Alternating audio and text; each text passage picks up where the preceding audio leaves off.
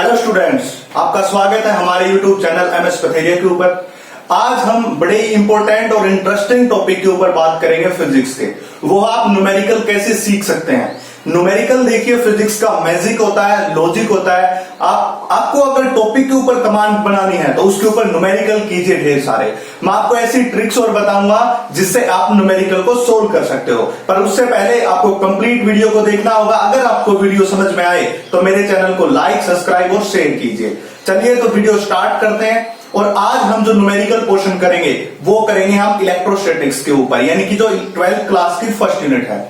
और उसके अंदर जो सबसे पहले हम इलेक्ट्रिक फील्ड के ऊपर, कूलॉम्स लॉ के ऊपर, इन सब के ऊपर, क्वांटाइजेशन ऑफ चार्ज के ऊपर न्यूमेरिकल पोर्शन को सोल्व करेंगे। तो सबसे पहले चलिए स्टार्ट करते हैं वीडियो। तो सबसे पहले आपको देखिए बेसिक चीज क्या होती है न्यूमेरिकल सीखने के लिए। सबसे पहले मैं आपको कुछ बातें बताता हूं। सबसे पहले आपको बेसिक चीज है वो होता है फॉर्मूला।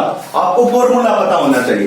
पहली बात जो आप सोल्व कर रहे हो उसका फॉर्मूला पता होना चाहिए।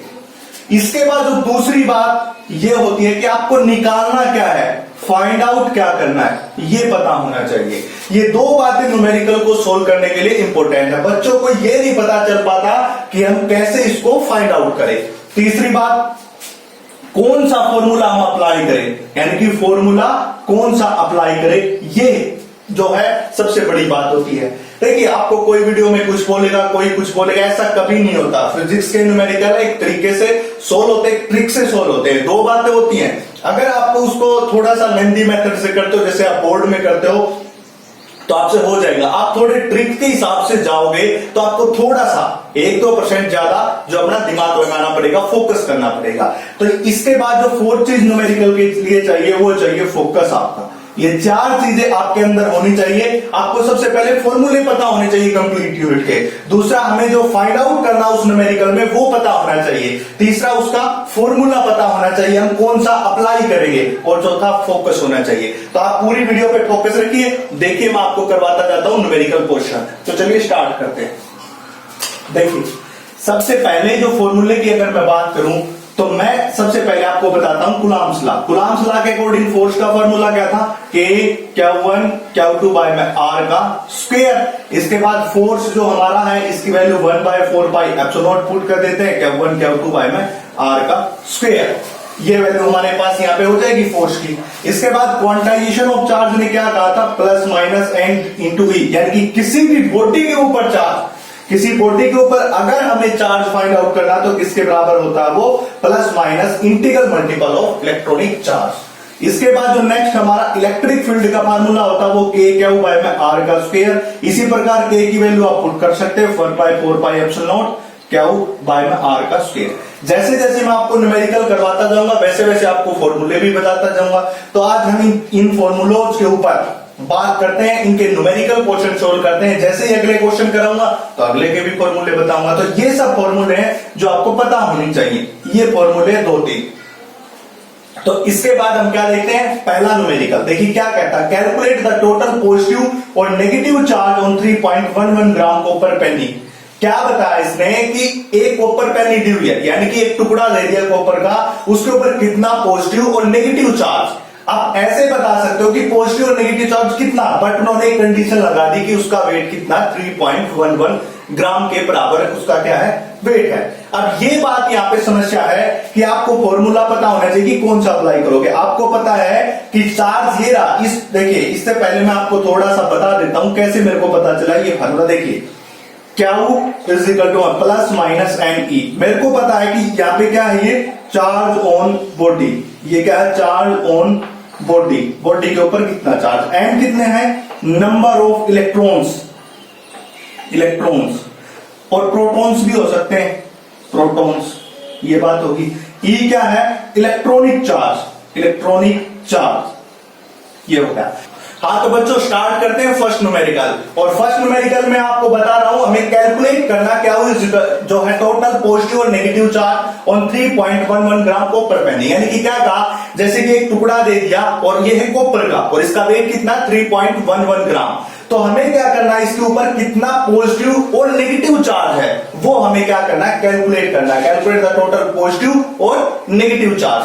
तो देखिए सबसे पहले आपको फॉर्मूला पता होना चाहिए, जैसे क्या is equal to plus minus n e. ये फॉर्मूला तो आपको पता है, इतना ही काम नहीं चलेगा, इसके बाद आपको कुछ और पता होना चाहिए। ये क्या होता है, चार्ज ऑन बॉडी, ये भी आपको पता होना चाहिए, चार्ज ऑन बॉडी। एन क्या है, नंबर ऑफ इलेक्ट्रॉन्स और प्रोटॉन्स, ये नंबर ऑफ इलेक्ट्रॉन और प्रोटॉन। और ई क्या होता है, इलेक्ट्रॉनिक चार्ज। ये आपको सब चीजें पता होनी चाहिए। क्यों, क्योंकि फार्मूला जो है तभी अप्लाई कर पाओगे आप। जैसे कि इन्होंने पूछा calculate total positive negative charge, अब मेरे को पता है चार्ज ऑन बॉडी पूछ रहा है कितना होगा, तो मुझे क्या चाहिए, ये फॉर्मूला चाहिए। तो आपको जब फार्मूले की प्रत्येक क्वांटिटी का पता होगा तभी आप उसके ऊपर फॉर्मूला अप्लाई कर पाएंगे। तो देखिए कैसे करेंगे अब हम इस न्यूमेरिकल को। देखिए फॉर्मूला सॉल्यूशन कर रहे हैं हम फर्स्ट का, तो क्या वो हमारे पास क्या होगा, प्लस माइनस एन इंटू ई के बराबर। मतलब हमें चार्ज निकालना है, कितना पॉजिटिव और नेगेटिव चार्ज बॉडी के ऊपर हो सकता है, मतलब क्या की वैल्यू चाहिए, ये होगा।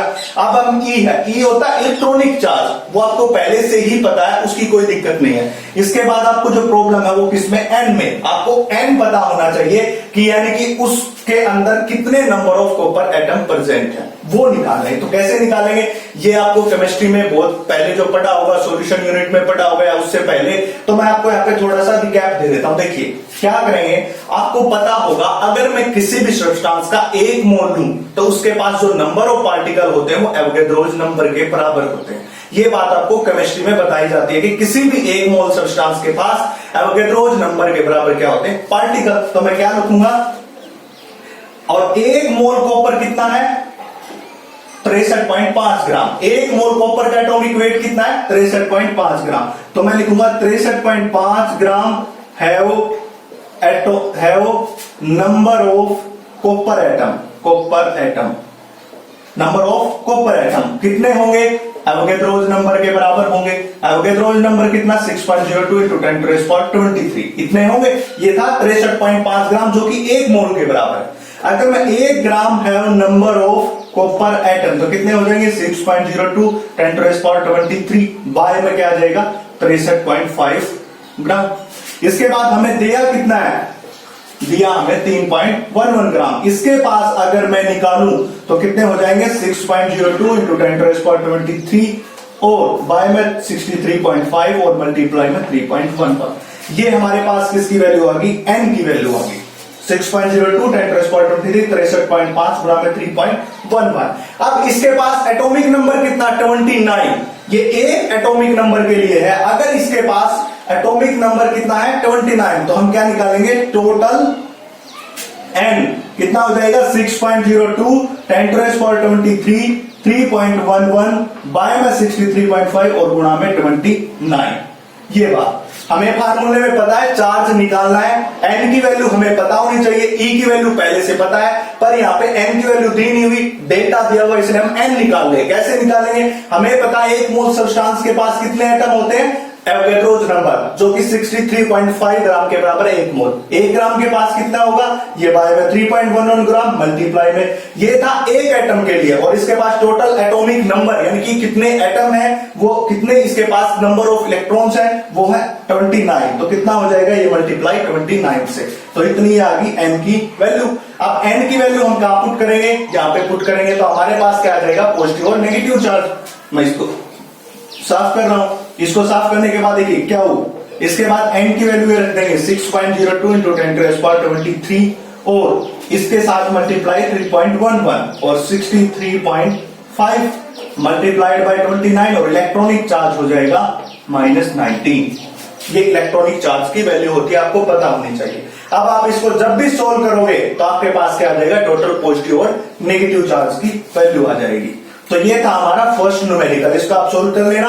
सोल्व करने के बाद आपके पास इस बॉडी के ऊपर कितना पॉजिटिव और नेगेटिव चार्ज होगा वो आपको पता चल जाएगा। तो ये था हमारा फर्स्ट न्यूमेरिकल। इसके बाद सेकंड न्यूमेरिकल देखते हैं। देखिए ऐसे ही सेकंड न्यूमेरिकल, मैं जो स्टेप फॉलो कर रहा हूं आप फॉलो कीजिए। आप एक बार 10-15 न्यूमेरिकल सोल्व करेंगे तो आपको ये पाओगे कि आप खुद से सबको सोल्व कर पा रहे हैं। तो दूसरा numerical, electrostatic force of repulsion between the equal positive charge ion is 3.7 into 10⁹ Newton. दूसरी बात, अगर आपको फिजिक्स के न्यूमेरिकल बड़ी इजीली सोल्व करने हैं तो आप उसका डायग्राम बना लीजिए, अगर पॉसिबल है तो, अगर वहां पे बन सकता है। देखिए यहां पे बन सकता है, electrostatic force of repulsion between two equal positive charge, मतलब क्या हुआ, ये इक्वल पॉजिटिव चार्ज ले लिया मैंने, एक ये ले लिया, दोनों यानी कि दो इक्वल पॉजिटिव चार्ज है, ये भी पॉजिटिव चार्ज है, ये भी पॉजिटिव चार्ज है, इज 3.7 into 10⁻⁹ यानी कि इनके बीच का जो फोर्स है वो कितना है, 3.7 into 10⁻⁹ न्यूटन, इतना है। When they are separated by 5 angstrom, मतलब इन दोनों के बीच की डिस्टेंस कितनी दे रखी उन्होंने, 5 एंगस्ट्रॉम के बराबर। How many electron are missing from each ion, अब क्या कह रहा है कि मान लिया जाए ये भी क्यू चार्ज है, ये भी, क्योंकि दोनों इक्वल चार्ज हैं, दोनों के बीच में फोर्स कितना है वो भी गिवन है, और यहाँ पे कितना क्या दे रखा है इन्होंने, 5 एंगस्ट्रॉम इन दोनों के बीच की डिस्टेंस है। तो इन्होंने पूछा how many electron are missing, मतलब किसकी वैल्यू पूछ रहा, एन,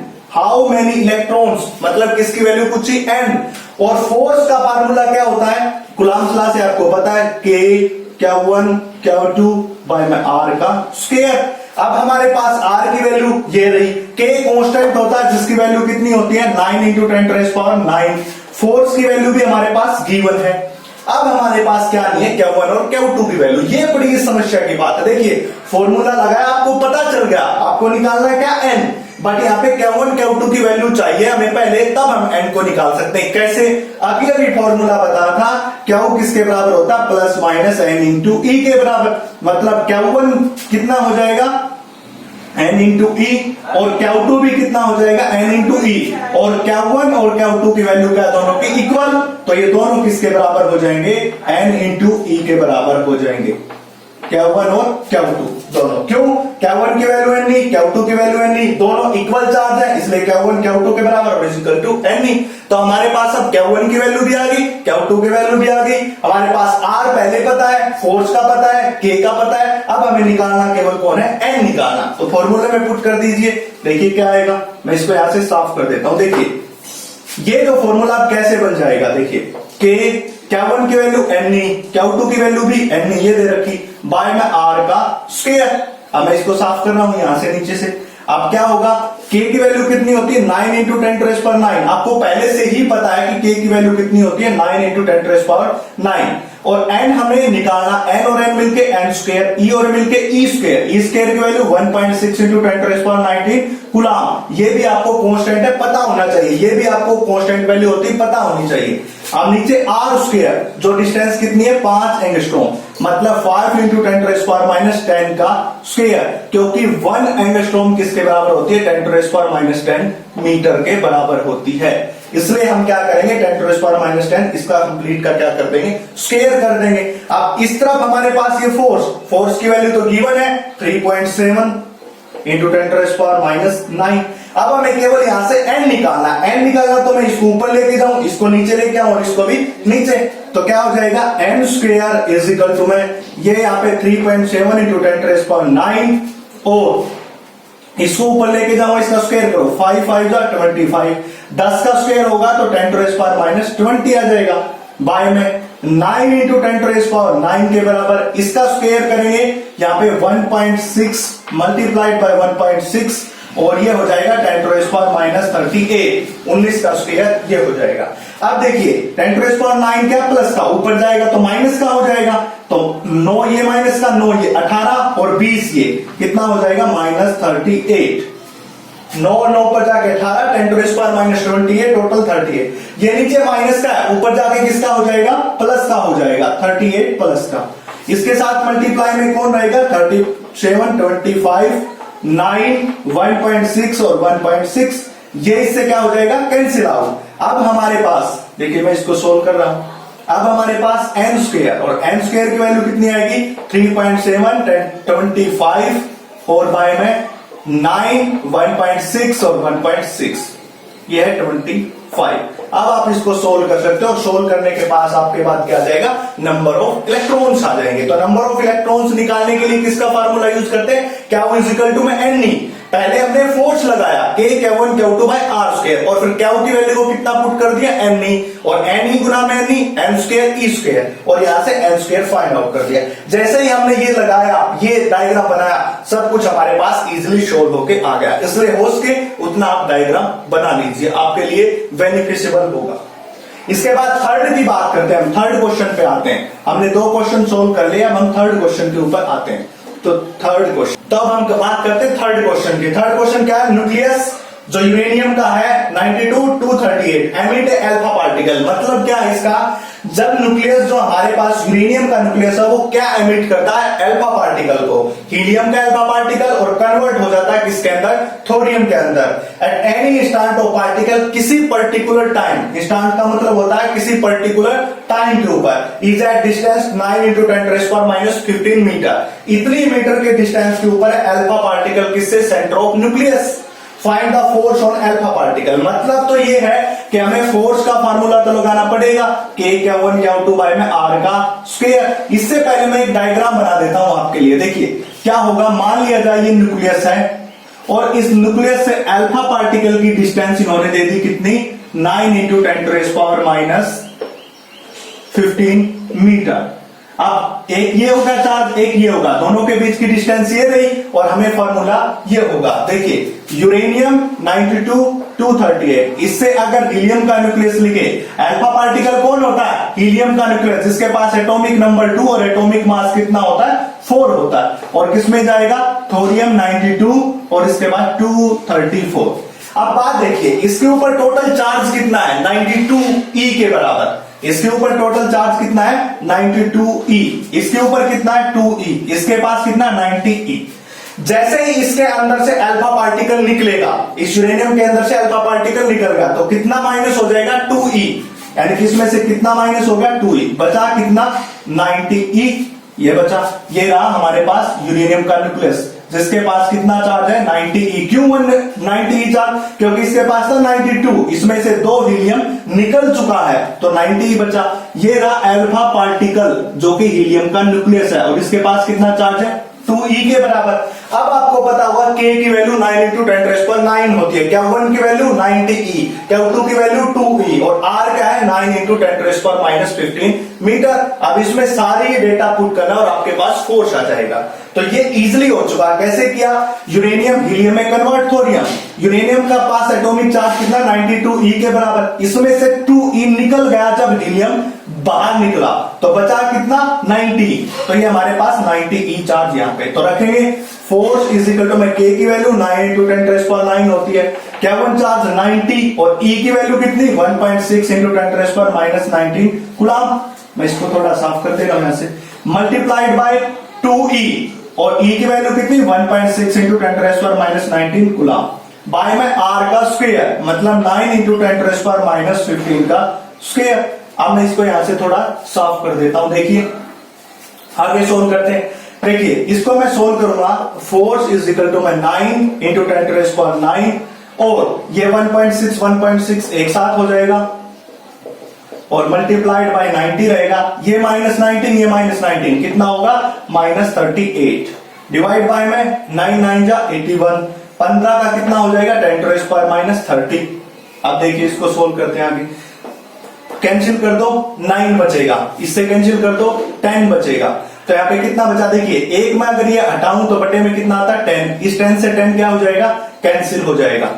ये देखिए अब क्या बचा, 1.6 × 10⁻9, 1.6 × 10⁻9, 1.6 10⁻9 ये बच गया, एक बचा 16 ये रहा, इसके साथ 10⁻38, ये -30 ऊपर जाके किसका हो जाएगा, प्लस का हो जाएगा।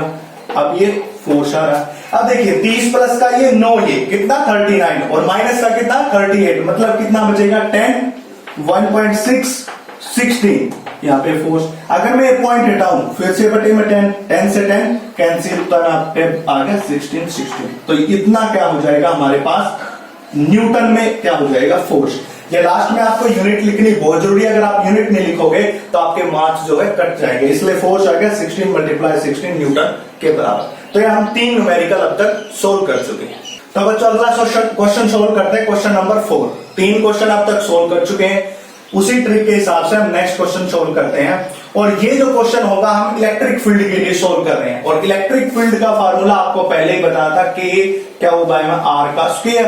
क्या होता है, ई इलेक्ट्रिक फील्ड होता है, के कांस्टेंट है जिसकी वैल्यू 9 × 10⁹ है। क्या वो चार्ज होता है, और आर उन दो चार्ज के बीच डिस्टेंस है जहां पे हमें इलेक्ट्रिक फील्ड को फाइंड आउट करना होता है।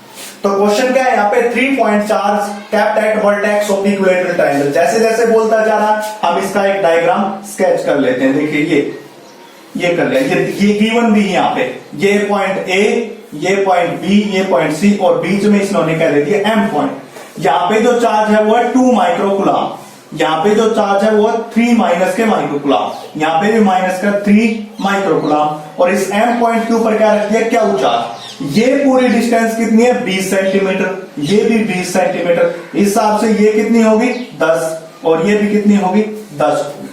अब क्या पूछ रहा है, फिगर ये दिखा दिया, what should be the sign and magnitude of charge to be placed at mid point M. यहाँ पे कैसा साइन और कितना चार्ज प्लेस करें so that charge at A remains in equilibrium. यानी कि क्या कहता है कि ये जो पॉइंट ए है ना, इस ए पॉइंट के ऊपर जो चार्ज है वो इक्विलिब्रियम में रहे। ऐसा कितना चार्ज, यानी क्या कहा, ऐसा कितना चार्ज इस एम पॉइंट के ऊपर प्लेस करे ताकि इसके ऊपर जो चार्ज है वो किस में रहे, इक्विलिब्रियम में रहे। यहां पे 2 बातें आपको जाननी है। सबसे पहले तो चार्ज फाइंड आउट करना है। अब बात आती चार्ज कैसे फाइंड आउट करें, उसका भी हिंट इस क्वेश्चन में ही दिया हुआ है। सब कुछ का हिंट आपको क्वेश्चन में मिलेगा, क्वेश्चन से बाहर कुछ नहीं होता। क्या दिया हुआ, इन इक्विलिब्रियम। इक्विलिब्रियम का मतलब क्या होता है आपको पता होगा, जहां पे फोर्स 0 होती है। आपने पढ़ रखा है केमिस्ट्री में, जितनी डायरेक्शन फॉरवर्ड में जाती है उतनी रिवर्स में, यानी कि दोनों कैंसिल आउट करके वहां पे फोर्स क्या हो जाता है, 0। मतलब इन दोनों पॉइंट के बीच जो फोर्स होगा वो किसके बराबर होना चाहिए, 0 के बराबर होना चाहिए। और इन दोनों पॉइंट के बीच फोर्स 0 के बराबर कब होगा, जब ये चार्ज इसके ऊपर फोर्स लगाए उसकी डायरेक्शन इस तरफ, ये चार्ज इसके ऊपर फोर्स लगाए इसकी डायरेक्शन इस तरफ होनी चाहिए, तभी हो सकता है। अगर ये दोनों की डायरेक्शन सेम होगी तो फोर्स 0 नहीं होगा, फोर्स ऐड हो जाएगा। अब देखिए इसके ऊपर ये फोर्स ऊपर की तरफ लगेगा, इसके ऊपर फोर्स इस तरफ लगेगा। इस फोर्स का जितनी वैल्यू आएगी और इसकी आएगी, दोनों की सेम होगी क्योंकि दोनों के बीच की डिस्टेंस सेम है और जो चार्ज है वो भी सेम है। मतलब ये दोनों फोर्स की जो डायरेक्शन है वो अपोजिट होनी चाहिए, फिर फोर्स 0, इक्विलिब्रियम कंडीशन क्या आ जाएगा। और ये दोनों एक दूसरे के अपोजिट फोर्स कब हो सकते हैं, जब यहाँ पे कैसा चार्ज हो, पॉजिटिव चार्ज हो।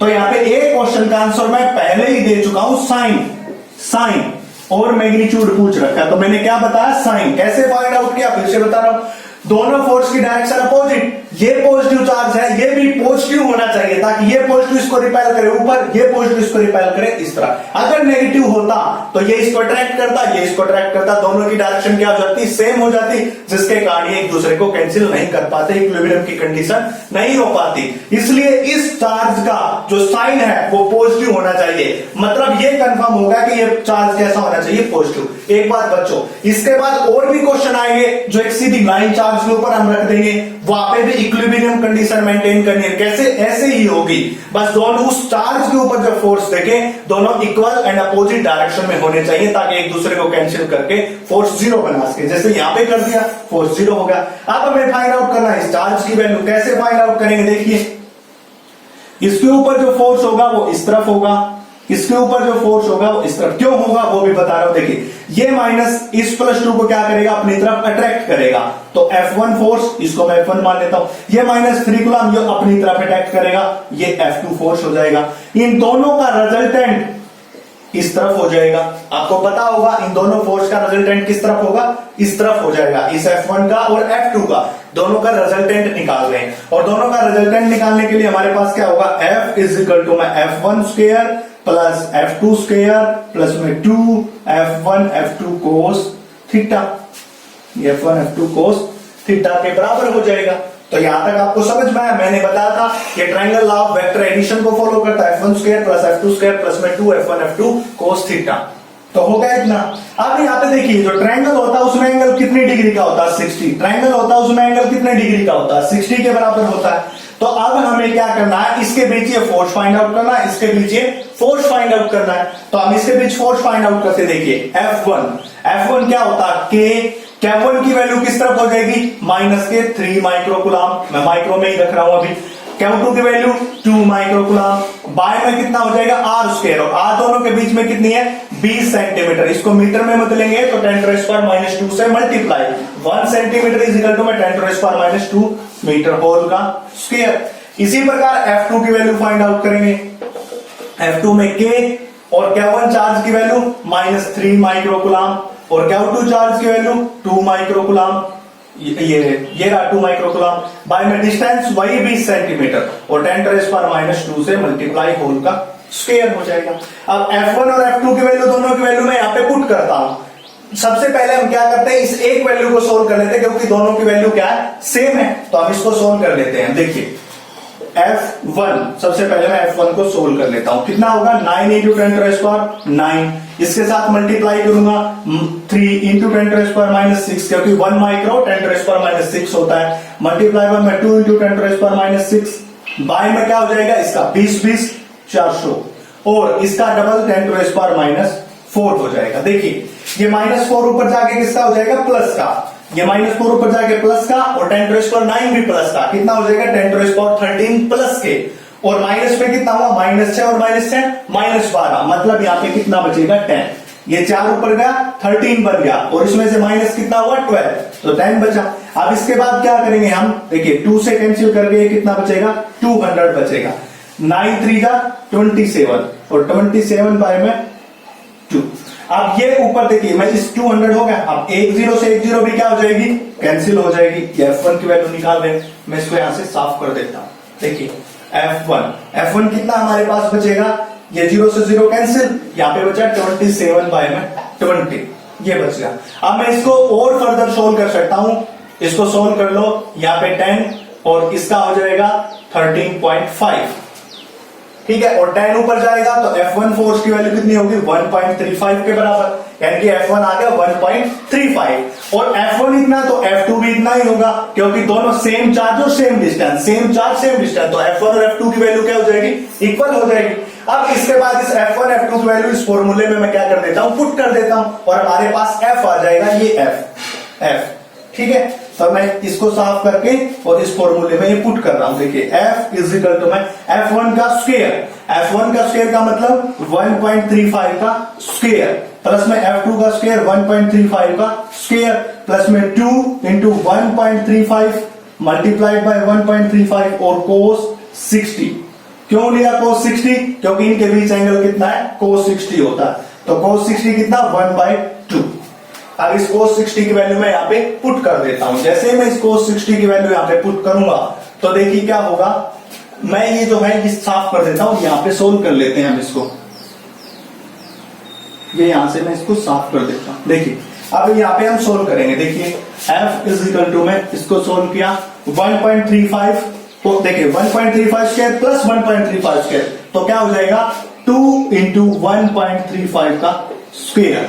इसी प्रकार क्या हो जाएगा, ये हो जाएगा 2 × 1.35 का स्क्वायर, 1.35 का स्क्वायर और 1/2, 2 से 2 क्या हो जाएगा कैंसिल, तो फोर्स कितना आ गया हमारे पास 2 1.35 स्क्वायर, ये रहा एक, ये रहा कितना हो जाएगा 3 × 1.35 का स्क्वायर और अंडर दी रूट, और फोर्स कितना बचेगा, यहाँ पे थोड़ा दिमाग लगाओ, ये 1.35 स्क्वायर बाहर आएगा तो कितना बचेगा 1.35 मल्टीप्लाई बाय में √3 और F कितना हो जाएगा 1.35 मल्टीप्लाई √3 की वैल्यू 1.73, सोल्व करोगे तो 2.35 न्यूटन आ जाएगा। तो मतलब ये इसके ऊपर ये जो फोर्स होगा ये इन दोनों का रिजल्टेंट फोर्स कितना है 2.34 न्यूटन। और अभी भी बताया था ये फोर्स और इसके ऊपर जो फोर्स लगेगा वो इक्वल एंड अपोजिट होना चाहिए, ये इस तरफ होना चाहिए, ये इस तरफ होना चाहिए, ताकि क्या हो सके इक्विलिब्रियम मेंटेन हो सके।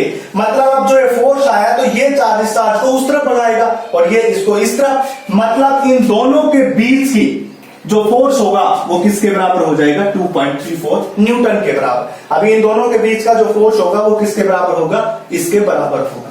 तो अब हम उसी फोर्स को निकालते हैं और उस फोर्स को निकालने का जो फॉर्मूला हमारे पास है वो कितना हो जाएगा, K Q1 Q2 बाई में R का स्क्वायर। अब F इज इक्वल टू में K की वैल्यू हो जाएगी 9 इंटू 10⁻⁹। Q1 कितना है, 2 माइक्रोकुलाम, 2 माइक्रोकुलाम। Q2 की वैल्यू हमारे पास ये रखी, Q दे नहीं रखी, पाई में R स्क्वायर। इन दोनों के बीच की डिस्टेंस, इन दोनों के बीच की डिस्टेंस कौन सी, मैं यहाँ पे एक सेक्शन बना रहा हूं, ये A पॉइंट रहा, ये B पॉइंट रहा, ये M पॉइंट रहा, ये पूरी ट्रायंगल, ये 20 है और ये 10 है। तो क्या हो जाएगा, 20 स्क्वायर माइनस 10 स्क्वायर, इसका रूट, तो ये हो जाएगा 400 और इसमें से 100 गया तो 300, ये मतलब √3 इंटू में 10। 100 का है ये, जो 100 है इसका 10 बार और अंदर रहेगा 3। अब ये होता है 1.73 इंटू 10, तो यानी कि 17.3।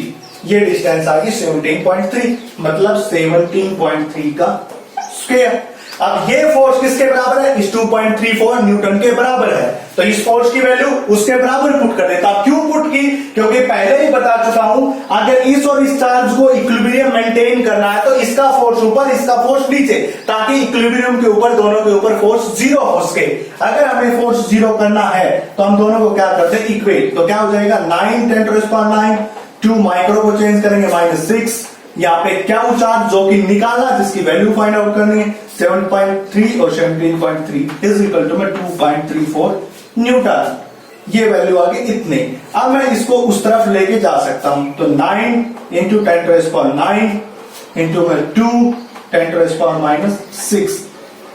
देखिए मैं यहाँ पे एक बार बात करता हूं, क्यों निकालना, तो क्यों निकालना, 2.34 ये ऊपर जाएगा, 17.3 मल्टीप्लाइड बाय 17.3 डिवाइड बाय में 9। देखिए ये है प्लस का 9, ये है माइनस का, तो कितना बचेगा, 10⁻³ बचेगा, इंटू में 2 बचेगा। इसको सोल्व कर लिया, आपके पास चार्ज आ जाएगा और कैसा होना चाहिए, पॉजिटिव। क्यों, क्योंकि दोनों इक्वल एंड अपोजिट फोर्स होना चाहिए इक्विलिब्रियम के लिए, और इतना इसके ऊपर क्या होगा, चार्ज। तो ये क्वेश्चन बड़ा ही इंपॉर्टेंट है, बहुत बार सीबीएसई बोर्ड में भी पूछा जा चुका और आगे भी पूछा जा सकता है। इसी तरह के और भी न्यूमेरिकल है जो मैं आपको सोल्व करवाऊंगा। इसके बाद जो है ये आपको, आई होप कि आपको समझ आ गया होगा। थोड़ा सा लंबा जरूर है, बट आपको ऐसे सोल्व करना पड़ेगा। अगर आपको इसके बाद अगर मैं ट्रिक ही बताऊं, ट्रिक के लिए केवल हम पॉजिटिव साइन पता कर सकते हैं, वो मैं बता चुका हूं। इसके बाद ये मैथमेटिकल है सारा, ये आपको सोल्व ही करना पड़ेगा। तो नेक्स्ट क्वेश्चन की तरफ चलते हैं, क्वेश्चन नंबर 5। क्वेश्चन नंबर 5 की तरफ चलते हैं। देखिए क्वेश्चन नंबर का आंसर नंबर 5 क्या कहता है, the field of the negative point charge are shown in the figure. क्या कह रहा है कि ये नेगेटिव चार्ज है -Q और इसका ये फील्ड शो कर रखा है ऐसे, ये फील्ड शो कर रखा है। और आपको पता भी है, मेरा एक लेक्चर है जिसके अंदर मैंने बताया था इलेक्ट्रिक लाइंस ऑफ फोर्स, उसकी प्रॉपर्टी, और आपको पता होना चाहिए कि पॉजिटिव चार्ज से स्टार्ट होती है electric lines of force, negative charge के ऊपर खत्म होती है। मतलब यहाँ पे जो इलेक्ट्रिक फील्ड की डायरेक्शन, ई की डायरेक्शन, वो क्या अंदर की तरफ है। ये अंदर की तरफ कौन है, इलेक्ट्रिक फील्ड। अब क्या था, इन्होंने 2 पॉइंट बना दिए, ये बना दिया, ए पॉइंट बना दिया और बी पॉइंट। क्या कह रहा मैं, -Q चार्ज को, ये भी -Q चार्ज है, ये भी माइनस, इस -Q चार्ज को बी पॉइंट से ए पॉइंट तक लेके आता हूं। जब मैं इसको बी से ए तक लेके आता हूं तो इसके ऊपर क्या बोला इन्होंने कि इसकी जो काइनेटिक एनर्जी है वो इंक्रीज होगी या डिक्रीज होगी। सबसे पहले तो मैं आपको बताऊं काइनेटिक एनर्जी होती क्या है। ये ट्रिकी क्वेश्चन, आपको दिमाग लगाना पड़ेगा थोड़ा सा, मैं बता रहा हूं कैसे, बड़े इजी तरीके से आपको ऐसे दिमाग लगाओगे सोल्व कर दोगे ऐसे क्वेश्चन। सबसे पहले आपको पता होना चाहिए काइनेटिक एनर्जी क्या होती है। काइनेटिक एनर्जी होती है जब बॉडी मोशन में हो, जितनी स्पीड से बॉडी मूव करेगी उतनी काइनेटिक एनर्जी बढ़ती जाएगी। पहले उसके पास है 10 मीटर पर सेकंड, तो उसकी कुछ काइनेटिक एनर्जी है। अब मैंने उसकी वेलोसिटी को बढ़ा के 20 मीटर पर सेकंड कर दिया तो उसकी वेलोसिटी भी इंक्रीज होगी। फिर मैंने इसको 30 मीटर पर सेकंड कर दिया, उसकी और इंक्रीज हो जाएगी। मतलब जैसे जैसे वेलोसिटी इंक्रीज होगी वैसे वैसे उसकी काइनेटिक एनर्जी भी इंक्रीज होगी। अब बात करते हैं चार्ज, मतलब इस चार्ज को मुझे इस तरफ लेके आना है, ठीक है। और इलेक्ट्रिक फील्ड की डायरेक्शन किस तरफ है, ये रही, ये इलेक्ट्रिक फील्ड की डायरेक्शन भी इस तरफ, ई की डायरेक्शन मैं यहां पे बना देता हूं, और चार्ज भी इसी तरफ आ रहा है। तो आप सोचोगे सर ये तो काइनेटिक एनर्जी इंक्रीज हो जाएगी क्योंकि इलेक्ट्रिक फील्ड भी इस तरफ और चार्ज भी इस तरफ। नहीं बेटा, क्यों, क्योंकि नेगेटिव चार्ज के ऊपर, इलेक्ट्रॉन्स के ऊपर इलेक्ट्रिक फील्ड में जब किसी पार्टिकल को रखते हैं तो अपोजिट फोर्स लगता है। कैसे, मैं इस बात को समझाता हूं। मान लिया जाए ये इलेक्ट्रिक फील्ड है, मैं यहां पे इलेक्ट्रॉन रखता हूं, तो इलेक्ट्रॉन के ऊपर फोर्स इसके अपोजिट डायरेक्शन में ऐसे लगेगा। ये इलेक्ट्रॉन इस तरफ मूव कर रहा है, इसके ऊपर फोर्स किस तरफ लगेगा, इस तरफ। ये इस तरफ चलेगा तो इस तरफ फोर्स। अगर यही होता पॉजिटिव चार्ज, ये पॉजिटिव चार्ज होता, ये इस तरफ मूव कर रहा है तो इसके ऊपर फोर्स भी इसी तरफ लगता। बट और इलेक्ट्रिक फील्ड की डायरेक्शन भी इसी तरफ है, मूव भी इसी तरफ कर रहा, फोर्स भी इस तरफ। बट नेगेटिव चार्ज इस तरफ मूव करेगा तो फोर्स क्या लगेगा, उसके अपोजिट डायरेक्शन में। तो इसी प्रकार क्या हुआ, जब ये इस तरफ मूव कर रहा है, इसकी वेलोसिटी किस तरफ, इस तरफ, और इसके ऊपर फोर्स किस तरफ लग रहा है, इस तरफ, अपोजिट डायरेक्शन में फोर्स। मतलब ये स्पीड अप होने की कोशिश कर रहा है, बट ये फोर्स इसकी वेलोसिटी को डिक्रीज करेगा। कैसे, मैं आगे चल रहा हूं ऐसे, मेरे को कोई पीछे से खींचेगा तो मेरी वेलोसिटी डिक्रीज होगी या इंक्रीज, डिक्रीज होगी। मैं आगे जा रहा हूं, मेरे को कोई पीछे से मतलब जो पुश कर रहा, पीछे खींच रहा है, तो मतलब मेरी वेलोसिटी डिक्रीज होगी। उसी प्रकार ये इलेक्ट्रॉन इस तरफ जा रहा है, इलेक्ट्रिक फील्ड भी इस तरफ, तो इसके अपोजिट डायरेक्शन में क्या लगा, फोर्स लगा, तो इसकी वेलोसिटी डिक्रीज होगी। और वेलोसिटी डिक्रीज हो रही है तो काइनेटिक एनर्जी भी क्या होगी, डिक्रीज होगी। तो आप कह सकते हैं जब इस पार्टिकल को बी पॉइंट से ए पॉइंट तक लेके जाएंगे तो काइनेटिक एनर्जी क्या होगी, decrease. Kinetic energy will decrease, decrease. तो काइनेटिक एनर्जी क्या होगी, डिक्रीज होगी। तो ये क्वेश्चन एक छोटा सा है, ऐसे सैंपल क्वेश्चन आ चुके हैं बोर्ड में, ऐसे ऐसे क्वेश्चन पूछे जाते हैं, इसलिए मैंने आपको ये बताया। तो बच्चों अब तक हम 5 क्वेश्चन सोल्व कर चुके हैं, अब हम आते हैं छठे क्वेश्चन के ऊपर। तो देखिए क्या कहता है, 2 point charge Q and Q R placed at x and x/2 from third charge value 4 Q. सबसे पहले हम इसका डायग्राम स्केच करते हैं, आपको डायग्राम बनाना आना चाहिए स्टेटमेंट को पढ़ के। तो क्या कहता है कि 2 पॉइंट चार्ज है, क्या और क्या, और कहां पे है, x and x/2 distance from third charge 4 Q. मान लिया जाए थर्ड चार्ज 4 क्यू ये था, इससे क्यू चार्ज है x डिस्टेंस, मतलब इससे ये x डिस्टेंस के ऊपर कौन है, क्यू चार्ज है। एंड x/2 डिस्टेंस के ऊपर कौन है, स्मॉल क्यू चार्ज, मतलब ये स्मॉल क्यू चार्ज यहां से यहां पे कितने डिस्टेंस है, x/2 डिस्टेंस। इन्होंने स्टेटमेंट ने क्या कहा, इस 4 क्यू चार्ज से क्यू की डिस्टेंस x है, इस 4 क्यू चार्ज से इस क्यू की डिस्टेंस x/2 है। All the charge being in straight line, सारे चार्ज स्ट्रेट लाइन में। Calculate the magnitude and nature of charge Q, इस चार्ज क्यू का मैग्नीट्यूड और नेचर पता करना, such that net force on charge Q is 0, यानी कि इस चार्ज क्यू के ऊपर टोटल फोर्स कितना होना चाहिए, 0 के बराबर। अभी बताया था मैंने, टोटल फोर्स 0 का मतलब इक्विलिब्रियम की कंडीशन होती है, जैसे वहां पे फाइंड आउट करना है। मतलब इस चार्ज के ऊपर बात कर रहा है, तो इस चार्ज के ऊपर जो फोर्स होना चाहिए वो इक्वल एंड अपोजिट होना चाहिए, यानी कि ये क्या भी इसके ऊपर लगाएगा, ये भी इसके ऊपर लगाएगा, ये इसके ऊपर लगाएगा वो फोर्स, और ये उसके ऊपर लगाएगा वो फोर्स, दोनों एक दूसरे के अपोजिट डायरेक्शन में होने चाहिए, तब उसके ऊपर नेट फोर्स कितना हो जाएगा, 0 के बराबर हो जाएगा। देखिए ये क्या चार्ज इसके ऊपर जो फोर्स लगाएगा वो इस तरफ, और ये इसके ऊपर जो फोर्स लगाएगा वो इस तरफ लगाएगा। ठीक है बच्चों, मैंने क्या बताया, ये क्या इसके ऊपर जो फोर्स लगाए, ये फोर्स क्या इसके ऊपर लगाए, दोनों क्या होना चाहिए, इक्वल एंड अपोजिट। मान लिया जो इसका ने इसके ऊपर लगाया वो F1 है, ये F4 का इसके ऊपर लगा रहा है, इसको F2 है। मतलब अगर ये फोर्स की इक्विलिब्रियम की कंडीशन मेंटेन करनी है तो F1 की वैल्यू किसके बराबर होनी चाहिए, F2 की वैल्यू। और ये पॉजिटिव चार्ज इस पॉजिटिव चार्ज को कब रिपेल कर सकता है, जब इसका नेचर कैसा हो, पॉजिटिव। अगर ये नेगेटिव नेचर का होगा तो ये F1 फोर्स भी अपनी तरफ इसको अट्रैक्ट करेगा, F2 की वैल्यू भी इस तरफ होगी, दोनों डायरेक्शन में सेम, इक्विलिब्रियम की कंडीशन मेंटेन नहीं। मतलब इस क्यू का नेचर कैसा होना चाहिए, क्यू मस्ट बी पॉजिटिव। क्या वो कैसा होना चाहिए, पॉजिटिव। क्यों पॉजिटिव, क्योंकि जब ये पॉजिटिव होगा तभी तो इस तरफ रिपेल करेगा, ये इसको इस तरफ रिपेल कर रहा, क्योंकि दोनों पॉजिटिव पहले से ही है, ये पॉजिटिव होना चाहिए तभी से, तो ये दोनों इक्वल, इक्विलिब्रियम की कंडीशन मेंटेन, नेट फोर्स 0। अब हमें क्या करना है, सबसे पहले F1 और F2 की वैल्यू फाइंड आउट करनी है। तो सबसे पहले मैं F1 ये रहा इसके कारण, तो कितना हो जाएगा K, पहला चार्ज क्यू, दूसरा चार्ज क्यू, और दोनों के बीच की डिस्टेंस देखिए, ये डिस्टेंस x/2 है, x में से x/2 गई तो ये भी कितनी बची, x/2 के बराबर, तो x/2 का स्क्वायर, तो ये आ जाएगी F1 की वैल्यू।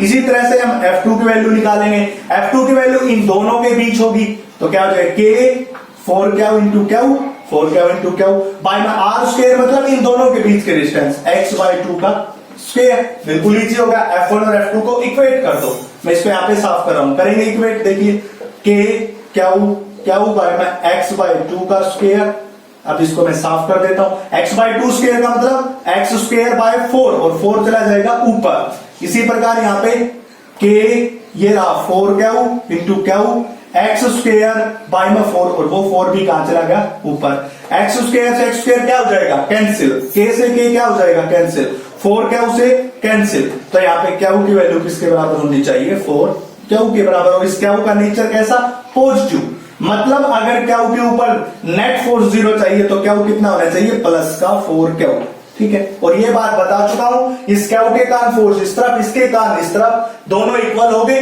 तब इक्विलिब्रियम की कंडीशन मेंटेन। ये पॉजिटिव होगा तभी ऐसा पॉसिबल है, नेगेटिव होगा तो पॉसिबल नहीं है। तो ये हो जाएगा। तो ऐसा क्वेश्चन आपको कहीं पे भी मिले, चाहे वो ट्रायंगल की टर्म में हो, चाहे वो स्क्वायर की टर्म में हो, कोई किसी स्ट्रेट लाइन पे हो, कैसा भी हो, अगर इक्विलिब्रियम कंडीशन दे रखी है, नेट फोर्स की बात कह रखी है, तो सबसे पहले नेचर ऑफ चार्ज पता करो। नेचर ऑफ चार्ज पता करते ही उस पॉइंट के ऊपर टोटल फोर्स की वैल्यू कितनी कर दो 0। कब होगी यहाँ पे जब F1 F2 की वैल्यू इक्वल होगी। तो पहला स्टेप वहां पे चार्ज पता करना, दूसरा स्टेप उनके ऊपर फोर्स को इक्वल करना। जैसे इक्वल करोगे जो भी वैल्यू पूछे, डिस्टेंस पूछे, चार्ज पूछे, नेचर सब कुछ आपको पता चल जाएगा। तो यहाँ पे पॉजिटिव 4 क्या होना चाहिए, ये था न्यूमेरिकल नंबर 6। इसके बाद आते हैं हम 7th न्यूमेरिकल्स के ऊपर। देखिए 7 न्यूमेरिकल क्या कहता है, मैं इसको भी थोड़ा साफ कर देता हूं, स्पेस हमारे पास बन जाएगा। देखिए क्या कहता है, ये कहता है कि 2 equal charged identical bar kept some fixed distance apart exert repulsive force F। मतलब रिपल्सिव फोर्स दोनों का चार्ज या तो पॉजिटिव है या दोनों नेगेटिव है, सेम है, क्योंकि नेगेटिव नेगेटिव बीच रिपल्सन, पॉजिटिव पॉजिटिव बीच रिपल्सन, या तो दोनों पॉजिटिव या दोनों नेगेटिव है। तो मैं देखिए मान लिया जाए पहली पाल्स ये रही और दोनों दूसरी पाल्स ये रही, ये क्या हुआ है ये भी क्या हुआ है, दोनों को किसी डिस्टेंस मान लिया जाए r डिस्टेंस के ऊपर रख दिया मैंने, और कितना फोर्स एक्सर्ट कर रही है F, यानी कि इन दोनों के बीच का जो फोर्स है वो F और उसकी वैल्यू कितनी है K क्या हुआ है R स्क्वायर। क्यों कि दो चार्ज के बीच जो फोर्स रहता है वो कूलम्ब्स लॉ, K Q1 की वैल्यू Q2 की वैल्यू क्या, और R दोनों के बीच के distance R square. A similar uncharged ball after touching one of them placed at mid of the line joining the two balls। अब क्या कहता है, मैं एक तीसरी बाल लेके आया जो कि अनचार्ज है, मैंने इन दोनों में से एक को टच की, मान लिया मैंने इसको पहले टच किया, ये तीसरी बाल मैंने टच कर दी, और टच करने के बाद इन दोनों के मिड में रख दी। मतलब अब सिचुएशन कैसी होगी, अब सिचुएशन कुछ ऐसी होगी, ये मिड में रख दिया। मिड का मतलब ये भी R/2, ये भी R/2, ये क्या चार्ज और ये भी क्या चार्ज था।